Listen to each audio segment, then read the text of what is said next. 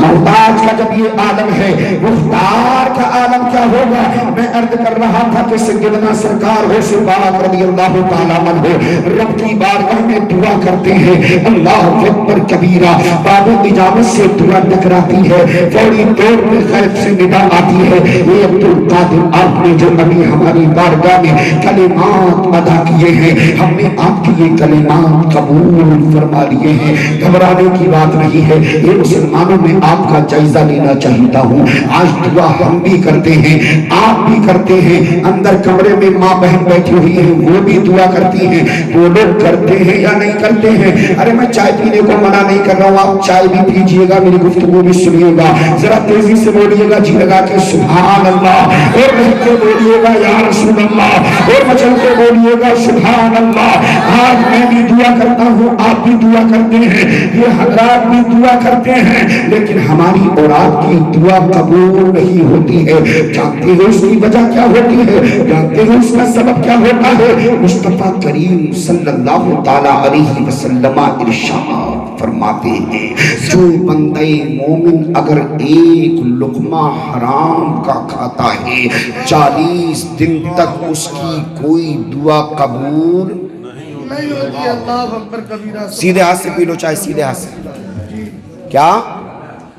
ایک لقمہ اگر حرام کا کھاتا ہے انسان، اس کی کوئی دعا رب کی بارگاہ میں قبول نہیں ہوتی۔ بھیا بڑی تیزی سے، بہت تیزی سے،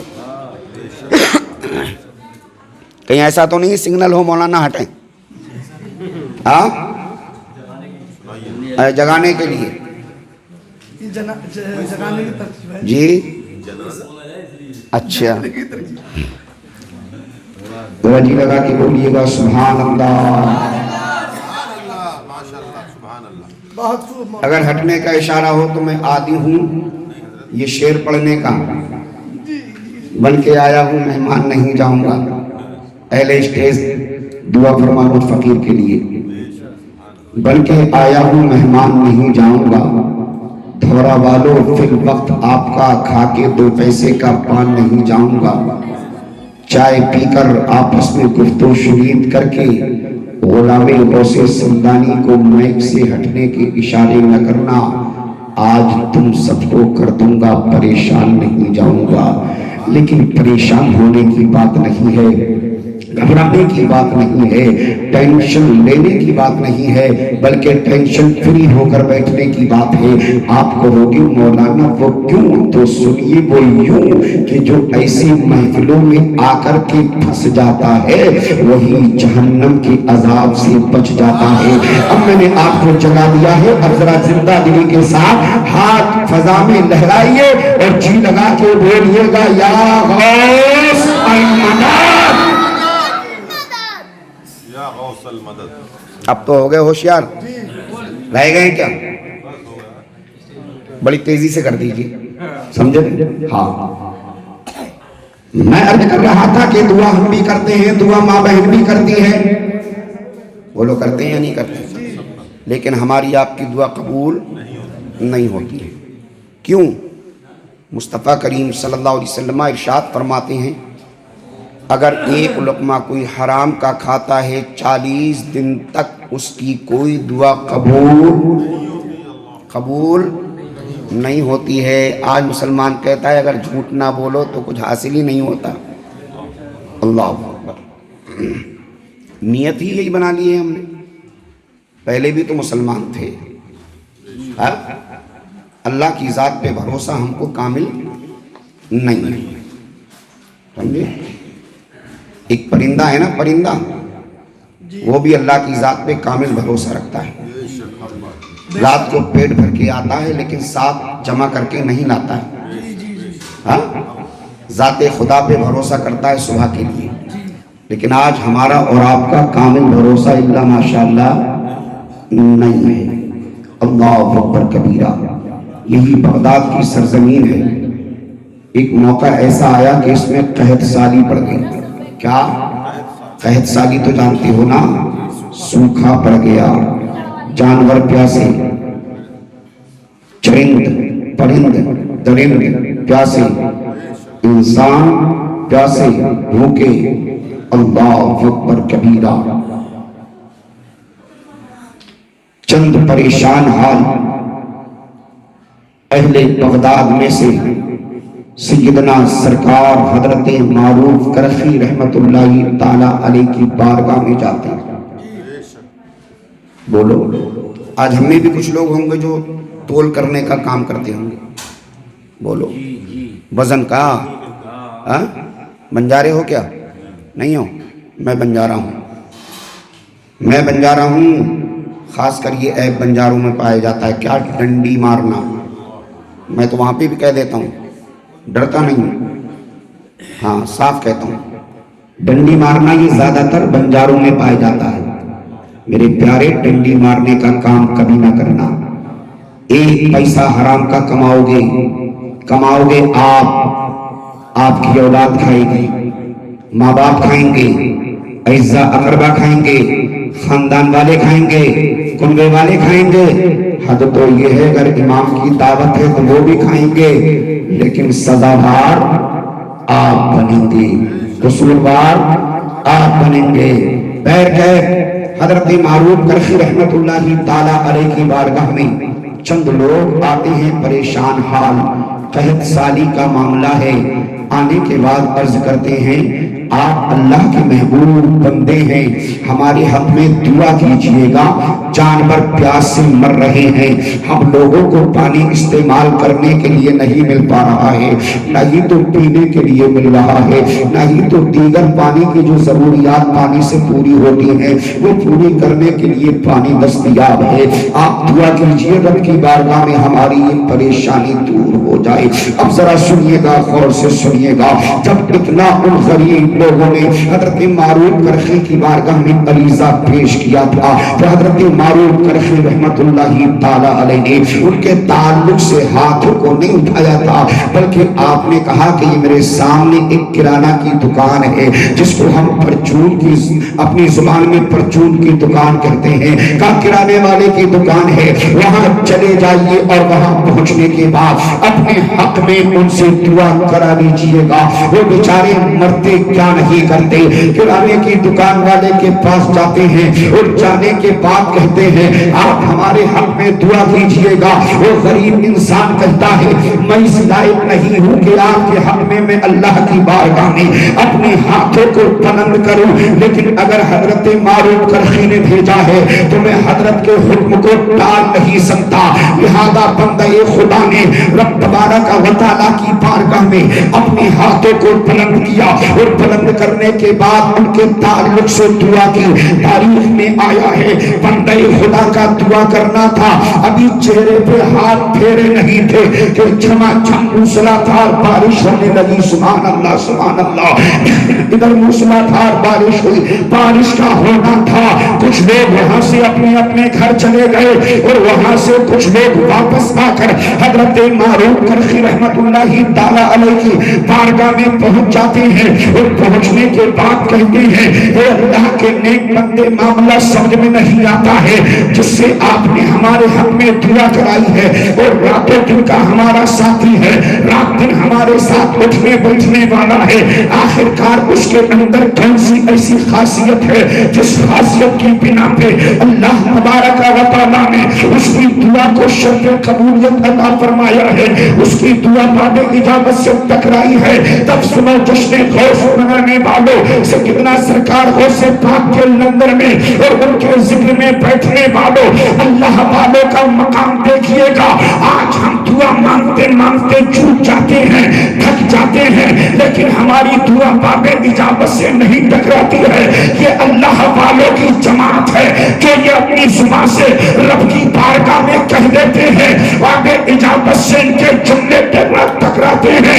اسی لیے ان حضرات کو مستجاب الدعوات کہا جاتا ہے. مستجاب الدعوات کا مطلب ہوتا ہے جن کی دعائیں رد نہیں ہوتی ہیں, جن کی دعائیں قبول ہوتی ہیں. جب ان کی دعا باب اجابت سے ٹکرائی, غلامان رسول اللہ نے ان سے کہا اے معروف کرخی معاملہ سمجھ میں نہیں آتا ہے. تب سیدنا معروف کرخی رحمت اللہ تعالی علیہ نے جواباً ارشاد فرمایا تھا ارے کہ میں مانتا ہوں کہ یہ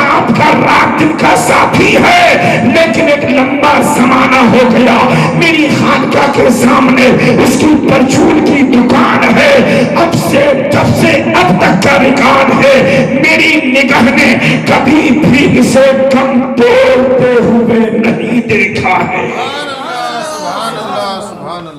کم وزن کرتے ہوئے، کم وزن کرتے ہوئے نہیں دیکھا ہے۔ اللہ اکبر کا یہی وجہ ہے، جسے بھی تولتا ہے مکمل تول کے دیتا ہے، جسے بھی تولتا ہے پورا تول کے دیتا ہے۔ یہی وجہ ہے کہ اللہ تبارک و تعالیٰ نے اس کی زبان میں وہ تاثیر رکھی ہے کہ جس کے تعلق سے جو یہ دعا کرتا ہے وہ دعا باب اجابت سے ٹکراتی ہے۔ آئیے اور آگے بڑھتے ہیں۔ ایک صحابی رسول ہیں جن کا نام ہے حضرت ابو دجانہ۔ کیا؟ الحمدللہ مجھ فقیر کے بیٹے کا بھی نام ہے ابو دجانہ، سمجھے نہیں؟ ہاں، نام اپنے بچوں کے رکھا کرو بزرگان دین کے ناموں پر، انبیاء کرام کے ناموں پر، اللہ کی نیک بندیوں کے ناموں پر۔ نام سے بڑا فرق پڑتا ہے۔ آقا کریم صلی اللہ علیہ وسلم ارشاد فرماتے ہیں، اگر کسی کے نام کے آگے یا پیچھے میرا نام ہوگا، مثلا میرا نام محمود، محمد محمود، یا کسی کا نام اخلاق تو اخلاق احمد، یا نام کسی کا محمد ہو، سمجھے نہیں؟ آقا فرماتے ہیں کل جب قیامت کا دن ہوگا، نفسی نفسی کا عالم ہوگا، کوئی کسی کا یار و مددگار نہیں ہوگا، ایسے پرفتن وقت میں اس کی شفاعت کرا کے اسے جنت میں داخل کرا دوں گا۔ سبحان اللہ سبحان اللہ۔ اب ہماری ماں بہنیں سوچتی ہوں گی کہ یہ بیان کرنے والا مرد، سننے والے ان کے سامنے مرد بیٹھے ہیں، انہوں نے اپنوں کی بات کر دی لیکن ہمارے تعلق سے تو کچھ بتلایا ہی نہیں۔ تو سنو اے ماں بہنوں، اگر یہی معاملہ ہے تو غلام غور سے سمدانی آپ کے تعلق سے بھی اشارہ کر کے جانا چاہیتا ہے۔ اگر کسی کی بیٹی کا نام فاطمہ ہو، اللہ اکبر، اس کا بڑا مرتبہ ہے۔ آپ کہو گے مولانا وہ کیسے؟ تو سنیے وہ ایسے ایک مرتبہ کا بیان ہے۔ میرے قرآن کے نبی صلی اللہ تعالیٰ علیہ وسلم نے اپنی پیاری شہزادی سیدۃ النساء حضرت فاطمہ الزہرا رضی اللہ تعالیٰ عنہا کو اپنے قریب کیا، اور قریب کرنے کے بعد یہ کون فاطمہ ہے؟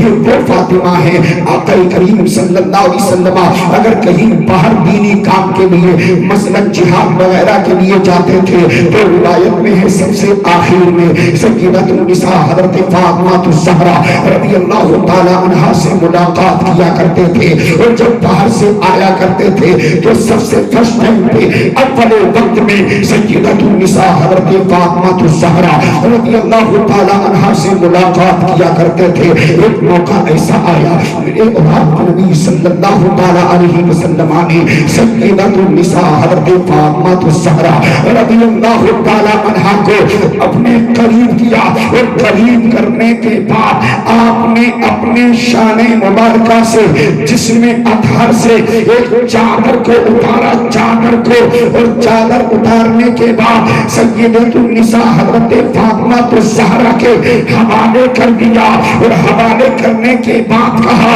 اے ہماری شہزادی سنو سنو، ارے یہ جتنی عورتیں ہیں ان عورتوں کی لمبی سی لائن لگا دو، یکے بعد دیگرے آگے پیچھے انہیں کھڑا کر دو، اور کھڑا کرنے کے بعد جتنی بھی عورتیں ان میں فاطمہ نام کی ہو اس چادر سے ایک ایک ٹکڑا کاٹتی جانا، اور ہر فاطمہ نام کی لڑکی یا خاتون کو چادر کا ٹکڑا دیتے چلے جانا۔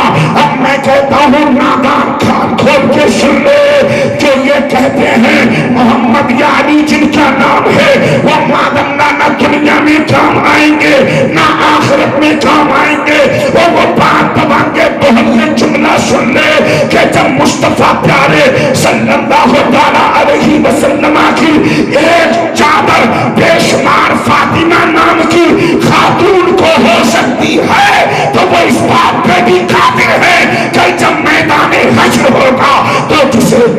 گے وہ اپنی شفاعت سے جنت میں داخل کریں گے. جنت میں داخل کرا دیں گے. اللہ اکبر اللہ اکبر. مصطفیٰ کریم صلی اللہ تعالی وسلم نے کہا چادر لے جاؤ اور اس چادر کے ٹکڑے کرو. ایک ایک ٹکڑا فاطمہ نام کی